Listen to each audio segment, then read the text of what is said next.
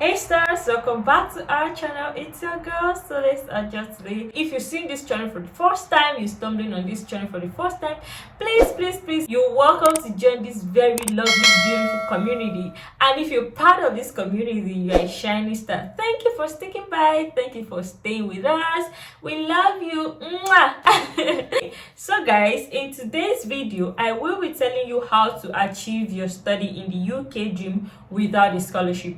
Yes, so many of us know that applying for scholarships is a long thing. Yeah, it's a long-term hassle, or a short-term. It could be short-term anyway, but we all know that applying for scholarship is not easy, and it is not everyone that can apply for scholarship. That's the truth. Like, it's not everyone that have the strength to apply for scholarship, because applying for scholarship is just like a full-time job. It has a lot of things, and some people don't even want to do that stress.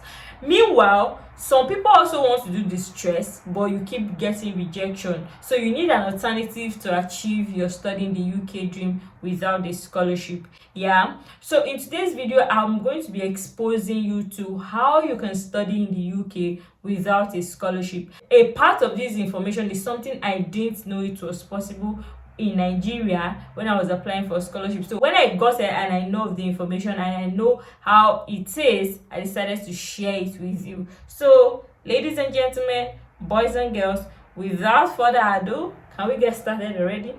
Yes, let's get started. Yeah.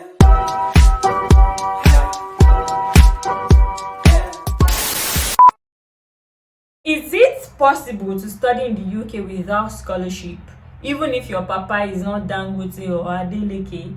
Yes, it is very possible to study in the UK without a scholarship, even if your papa is not Dangote or Adeleke. Yes, it's very possible if you do the right thing. It is very possible. But what should you do if you want to study in the UK without a scholarship?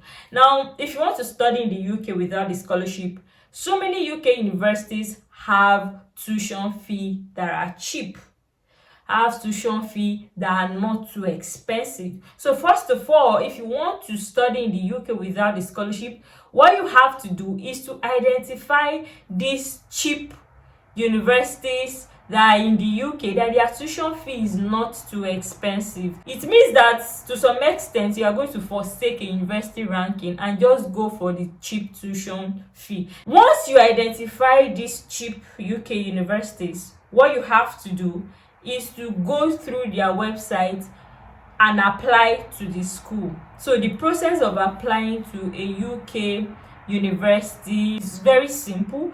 All you have to do is to go through the application system and apply to the university, write some personal statement and submit some documents.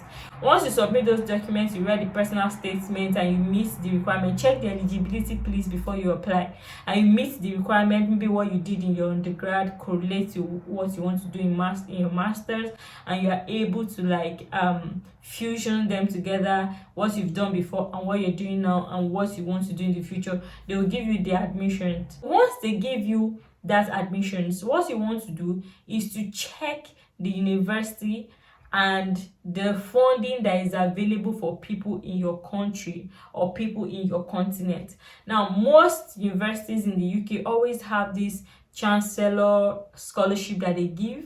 It's not like a huge amount of money. It's like just giving you some discounts from your tuition. So they can give you £3,000 discount, they can give you £4,000 discount, they can give you £2,000 discount.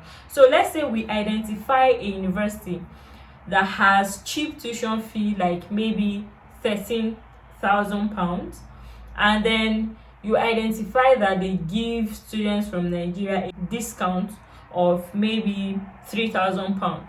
Once you take that £3,000 out of 13, you already have 10. Like, there's a discount for you already. Even if you don't see, there are some scholarships that universities do not advertise on their website. You will not see boldly written on their website. So what you have to do is to email the admissions of the university and ask for funding, like, is there any funding that is available for You can tell them your qualification and your country, and also that if there are other information that are not stated on the website, they can give it to you. What I've learned in my scholarship journey is that do not be afraid to ask for anything, even extension to a deadline. If they can't give you, they won't give you, but if you're qualified, asking, they will give you. So ask them. Now by the time you're able to get some of these discounts, the tuition fee is going to reduce. Another thing you should look out for after identifying a university that is cheap is that you have to identify a university that has a cheap deposit. It means if you have a university that the tuition is low but their deposit is high, then you have to avoid it. So you have to go for like a university that has a low tuition, like a cheap tuition and a cheap deposit. We'll come back to why you need a cheap deposit. I'm going to explain later. Another thing you should do is to ask the university for an accommodation scholarship. So ask them if they have accommodation scholarship that are available for you. Now, if they don't have accommodation scholarship, the university may have some partner that give out maybe cheap housing to students, maybe housing that starts at £80 per week or £70 per week. One good thing is if they have an accommodation scholarship, which I didn't even know. I didn't know that there used to be something called accommodation scholarship. No, universities used to have accommodation scholarship. Some it's like a discount that they will give you in place of you maybe doing a job for them. There are these resident assistants that we have in our accommodation here, and what they do is that the university discounts like 50% of their accommodation for them to become resident assistants. So they help in like checking up the flats. If you have any complaint, you can tell them, or organizing events for the university student accommodation. So these are some openings that you can maximize to reduce the cost of your accommodation. Even if they don't have an accommodation scholarship, they may have those openings like for you to maximize to reduce the cost of your accommodation. So if your accommodation is so,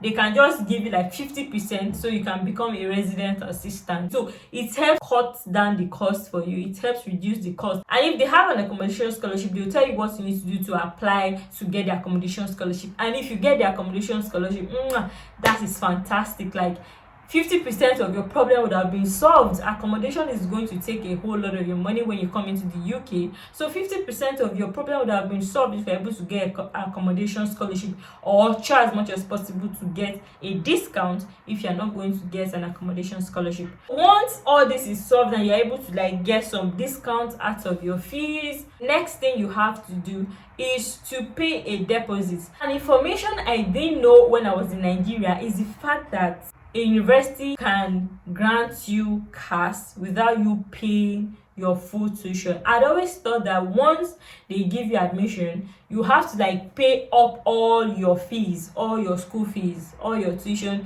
before you step into the UK. So that's an information I didn't know, and I know so many of you out there also may not know. So I'd always thought that you have to like finish paying all your fees before they grant you like a permission to come into the UK. But no, that's not correct. Now, you remember when I said you have to identify a university that has a cheap deposit? Yes, it's going to help you on this journey. So you have to pay a deposit. So if you identify a university that has a cheap deposit, it means you can use like your small money in Nigeria to pay up. But if their deposit is high, it means it's a whole stress. It's still a lot of stress for you. Now, if you pay this deposit, the university is going to give you a document called CAS. That CAS, Certificate of Acceptance of Study, is the document to apply for your visa. Now, I made an extensive video on everything about students, visa application, CAS, and all of that. I'm going to link it up in the card so you can check it out and know what I'm talking about. The university is going to give you this CAS to apply